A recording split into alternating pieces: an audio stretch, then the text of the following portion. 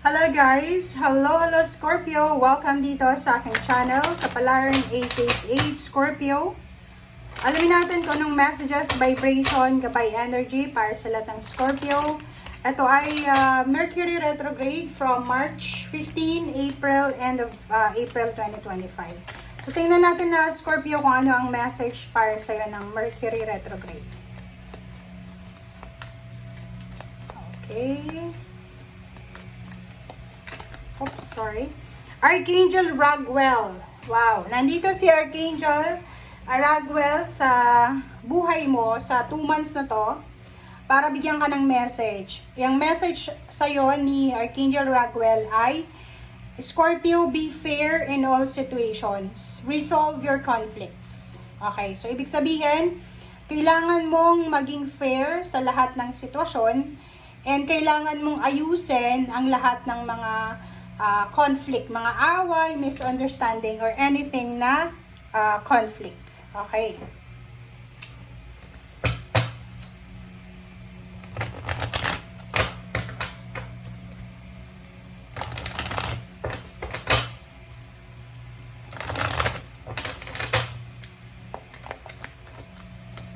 Oops, sorry. All tied up, man holding a coin. Okay. So yung Pisces, nakita ko na may man holding a heart. Sa'yo naman Scorpio is a coin. Paki-comment sa comment section kasi pwedeng resonate dito ang lahat. Single, may asawa, may live-in partner, may karelasyon, boyfriend, girlfriend. Nakikita ko sa'yo dito na posibleng all tied up ka. Pwedeng yung single, hindi dito makaresonate. Kasi kung single ka, wala ka namang commitment. Hindi ka naman nakagapo sa isang relationship. So dito, sinasabi ng baraha sa'yo, Scorpio, na if you're in a relationship, siguro nag-aalala ka. Kasi isang lalaki, lalo kung babae kang Scorpio, isang lalaki, ang posibleng nag-o-offer sa'yo ng pera. Pwedeng ang lalaking ito may gusto sa'yo, dinadaan niya sa pera. Pwedeng gusto kanyang pautangin, gusto kanyang bigyan ng pera, tulungan, pero in return noon, kailangan mong makipagrelasyon sa kanya. So, kaya lumabas si Archangel Raguel sa'yo kasi sinasabi na be fair ka daw, lalo na kung in a relationship ka. Okay?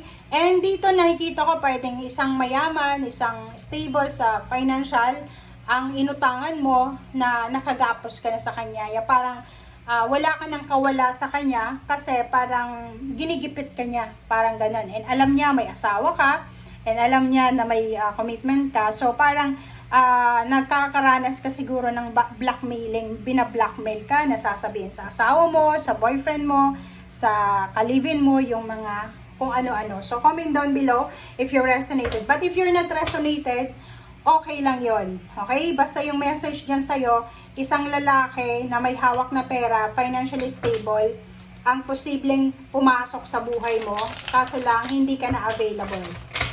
Okay?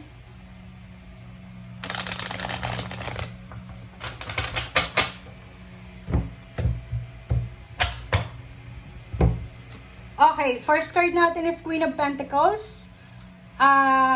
Doon sa mga lalaki din, hindi lang babae may mga lalaki din ditong Scorpio na posibleng may asawa kayo, may ka-partner, live-in partner, may girlfriend, and may isang Earth signs, Virgo, Capricorn, or Taurus, so pwedeng boss na sila, secretary, or kung sino man tong financially stable na to na nagkakagusto sa inyo. Okay? King of Rods, sa loob ng trabaho to. So, nakikita ko sa'yo dito, babae ka man or lalaki, yung taong ito na ino-offeran ka ng pera is nasa loob ng trabaho. Yung iba din sa inyo, Scorpio, sinasabi ng barahan na posibleng magkaroon ka ng extra income, extra bonuses or payments dahil sa pag-overtime or kung ano pa man.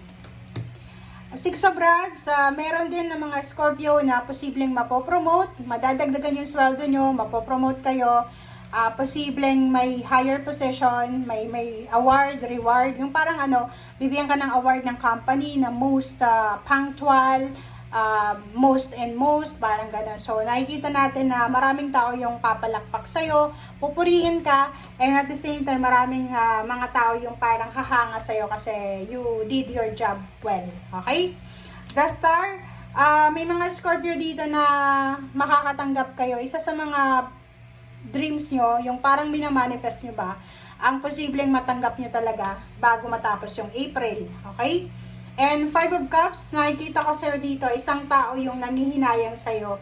So, yun, may talagang in love sa'yo, Scorpio. Kung babae ka, isang tao yung nangihinayang sa'yo eh. Parang iniisip niya na kung siya yung pinakasalan mo or siya yung kasama mo sa ngayon, siguro sobrang masaya siya. Masaya siya, hindi ikaw. Okay? So, yun. Kung sino man itong narcissistic na to, na hindi siya marunong tumingin. Kasi, alam mo kung makikita mo, mag-iingat ka dito, Scorpio. Kasi yung taong ito, gagamitin niya yung pera para mapaamo ka niya. Pero, kung itong taong ito, mapapasa kanya ka, kawawa ka. Kasi sobrang narcissistic siya. Okay? All tied up. Parang sasabihin sa'yo na, etong perang ito na ino-offer niya sa'yo, ay siya yung dahilan kung paano kanya ikukulong sa isang relasyon na ayaw mo. Okay? Ace of Swords, yung Ace of Swords natin is maraming balita, maraming information na posibleng matatanggap ka from March 15. Ang dami ditong balita, ang daming, anong matatawag natin dito?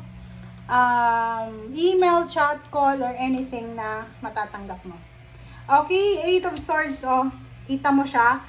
All tied up. Dalawa yung baraha dito na nagsasabing all tied up. Pwedeng all tied up ka sa trabaho mo na posibleng from March 15 hanggang April na katapusan. Wala kang ginagawa or gagawin kundi puro trabaho, overworking, nakafocus ka lang sa trabaho, wala kang oras magpahinga, wala kang oras mamasyal. And nakikita ko yung 8 of Swords na to, nakapiring ka. So parang pagod na pagod ka na. Hindi mo alam kung ano ba yung gagawin mo para makapagpahinga, parang ganun. So, 9 of Pentacles, but ang good news naman na ito is, the more na maraming trabaho yung gagawin mo sa 2 buwan na to, the more money naman na darating sa'yo, which is yun maganda. Nakikita ko rin sa'yo dito na posibleng makakapag-ipon ka ng pera from March hanggang April, and nakikita ko na marami kang obligasyon talaga. 10 of Rods, 10 of Wands to.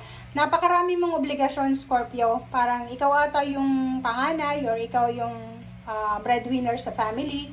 And nakikita ko sa'yo dito na yung lahat ng ginagawa mo sa ngayon ay para sa pamilya.